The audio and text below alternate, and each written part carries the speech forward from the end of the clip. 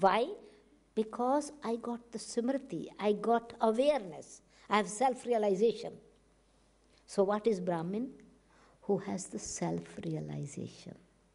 And has self-realization, then is peace, then is purity, then there's realization, then is truth, then is honesty. Otherwise, all the actions are in a trusty consciousness. Though Arjuna said this before also in the second chapter, I am not interested in wealth, I am not interested in making followers, I am not interested in worldly pleasure that I have a nice woman and I enjoy it. He says, I'm not interested. And yet, he had been attached to it. And in the end, I said, now I realize I was attached. And I let go of all these things. And then he's ready to really conquer it, become victorious. So in fact, all of us are Arjunas. But God comes in the body of the one who has gone through the whole cycle. That is again a different secret. I think time does not allow me to go more into it. Now I have spoken a lot. It's your turn. If you want to ask anything, now you can speak.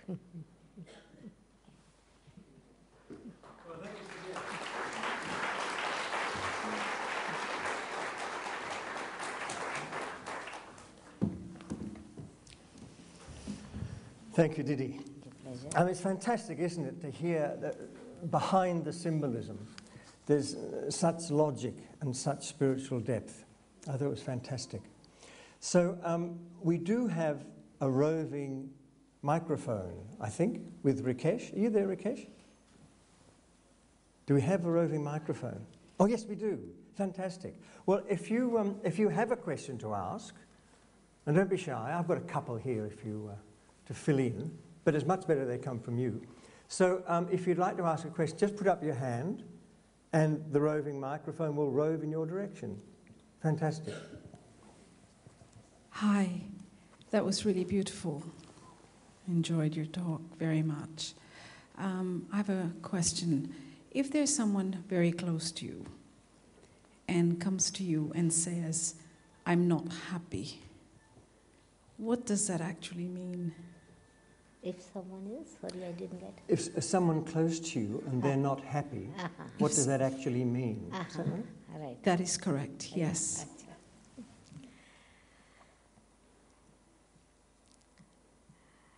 There is expectations. This close to me does not mean that I am able to understand that person clearly or more easily.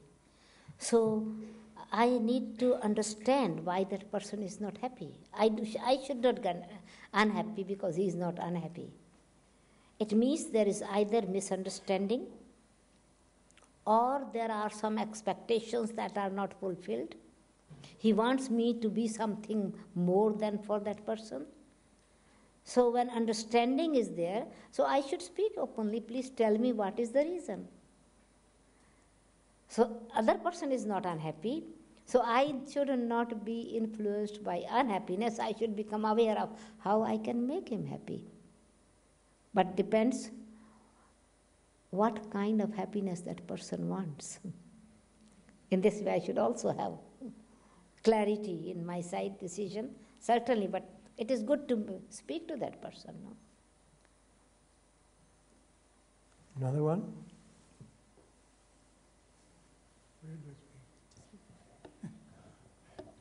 I'd like to know the difference. Yeah. Can you just spot the difference between one person's mind and his own, what you call nature?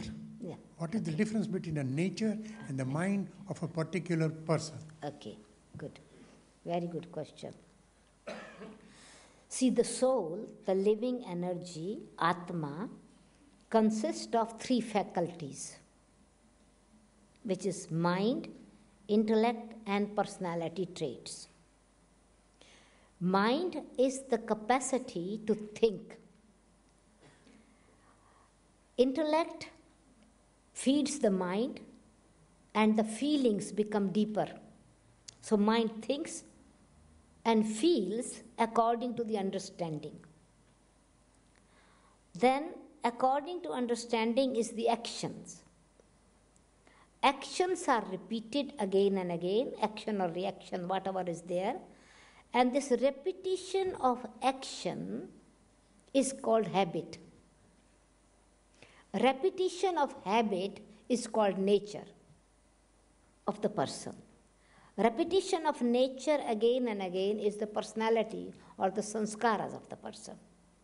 So it is the expression what has been deep within him, accumulated or created the impression of the thoughts, understanding and actions. That is called nature, which expresses itself naturally. That's called nature. But nature, how it is? Because it has been created. And so the one is this nature. Other aspect is nature of the soul, which is the natural qualities of the soul.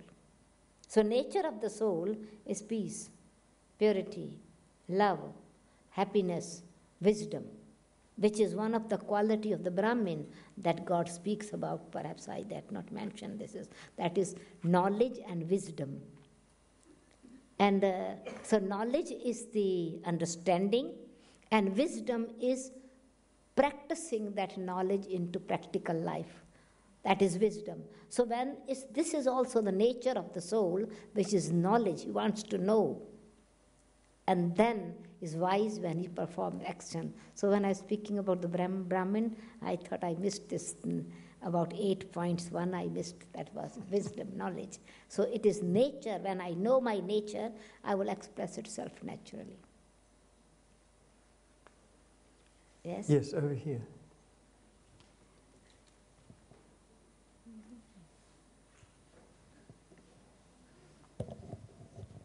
Sudesh, Didi, I love the point about the soul only being able to express itself when it touches the soil. You know, the impurities of the soil. It's only then when it comes into contact with that it's able to express itself. Is it that sorrow then, is the experience of sorrow then the realization that you have a fight between soul consciousness and body consciousness, and that you have a fight on your hands that you must become victorious within? Yeah, okay. It's very beautifully explained in the Gita, or God explains to us every day actually. It's a natural for the soul to express itself because the potential of the qualities is there. Sorrow is only when I have dependency on the action and I create bondage when I'm influenced by the action of myself or action of others. I perform action and I do good action, and I have the desire of praise. At least acknowledgement, you know. At least others should say, yes, oh, it was very good. Nobody says anything to me, right? So this desire makes dependency, and if it is not expectations, performance of action, there is no need for vices to indulge in, but we continue to do that, which are not our nature. Anger is not necessary. I can explain same thing with love and understanding. But my ego makes other feel guilty, and I present myself as an authority. So I misuse the knowledge in form of ego. That became a bondage. And the same knowledge, I know, I understand other person's capacity. I explain with love and respect, with humility. So I am expressing. So, but I am detached from my fruit of action. This is what God speaks about it. That you perform action, but remain detached from it. Remember that you are a seed. You are not a tree. You are not a body. You are a seed.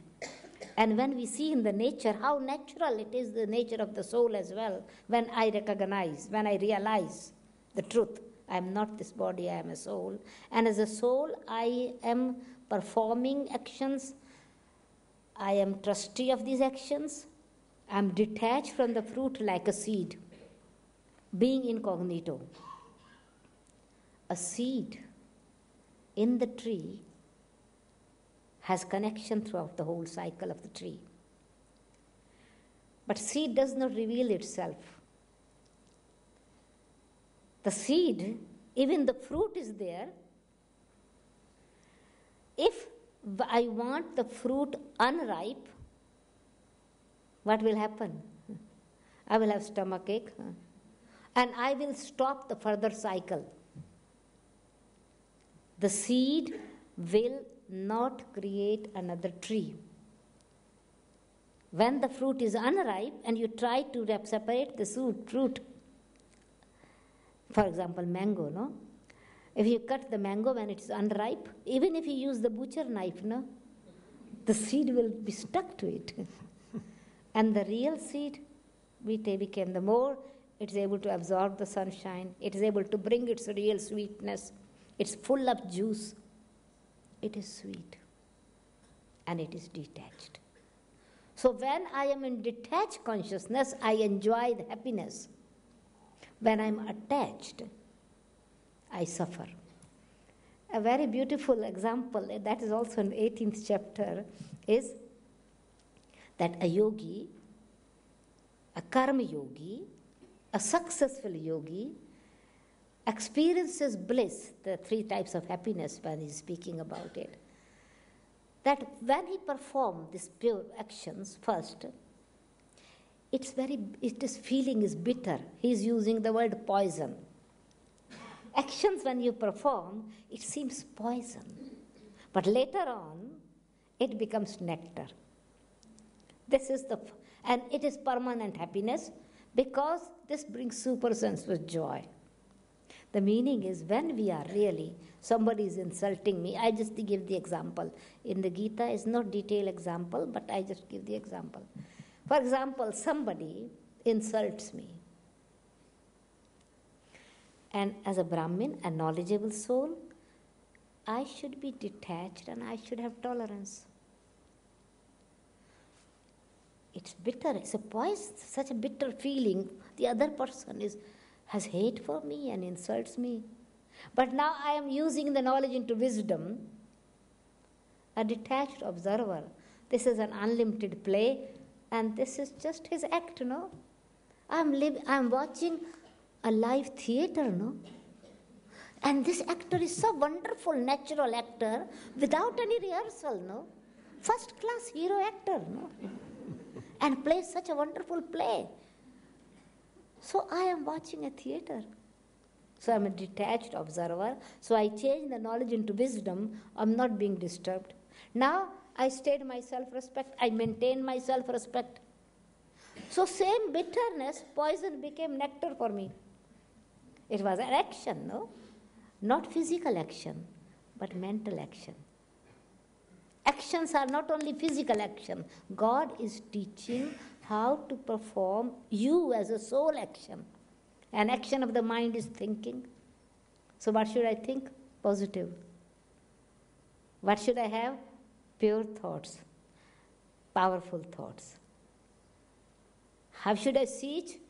See it? A detached observer. Then I understand the meaning behind it. How should I act? Active actor, detached observer. So then I am enjoying it, no? So I am doing it and yet I am detached.